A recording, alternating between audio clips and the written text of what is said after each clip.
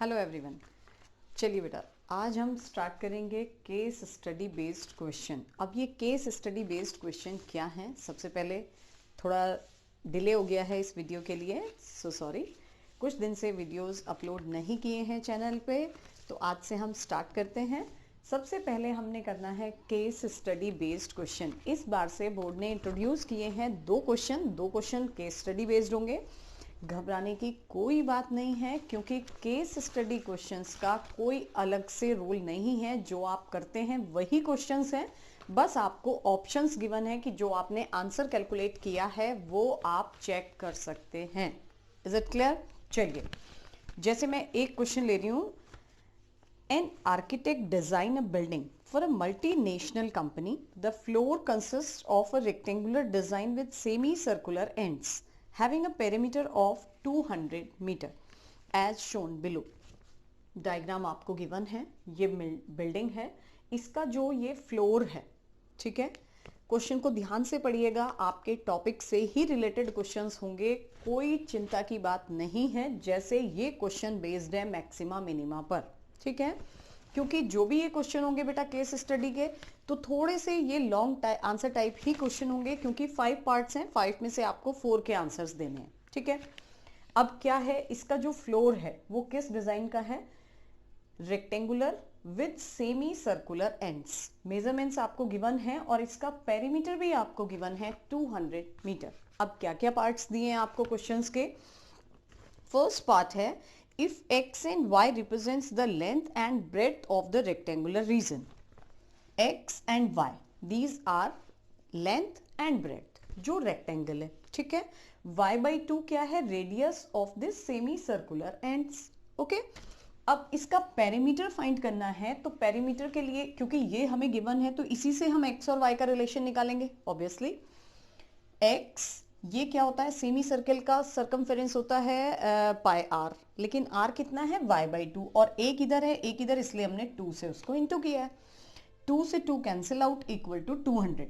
तो जब आपको रिलेशन फाइंड करना है x और y का, तो ये रिलेशन आ गया, ठीक है। यहां से हम किसी भी एक टर्म की वैल्यू फाइंड कर सकते हैं। ये तो फर्स्ट पार्ट का आंसर हो गया आपका। अब सेकेंड पार्ट में आपको क्या फाइंड करना है? The area of rectangular reason.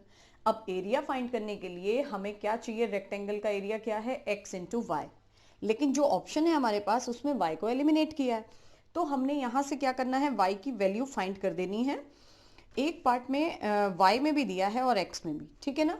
तो हम क्या करते हैं, यहां से पहले y की वैल्यू फाइंड कर ले, और ये x इंटू वाई में y को हमने पुट कर दिया, ठीक है।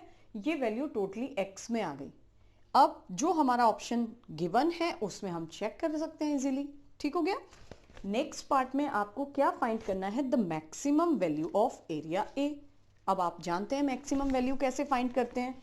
एरिया ए आपको गिवन है, ये जो एरिया है, ठीक है, ये आ गई वैल्यू। इसकी मैक्सिमम वैल्यू आप कैसे फाइंड करेंगे? ऑब्वियसली फर्स्ट डेरिवेटिव करके 0 पुट कर दीजिए और सेकंड डेरिवेटिव को नेगेटिव देख लीजिए, तो वहां से जो मैक्सिमम वैल्यू मिले आपकी, वो आपका आंसर हो जाएगा। क्लियर है ना? नेक्स्ट फोर्थ पार्ट में आपको क्या कहा है? The CEO of multinational company is interested in maximizing the area of the whole floor.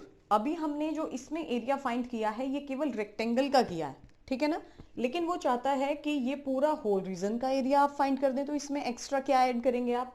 1 semi circle complete circle हो गया, और सर्किल का एरिया क्या हो जाता है? पाई आर स्क्वायर। आर कितना है आपका? y स्क्वायर बाय 4, ठीक हो गया ना। तो पाई आर स्क्वायर और एक्स वाई। अब इसमें x को भी आप इजीली एलिमिनेट कर सकते हैं।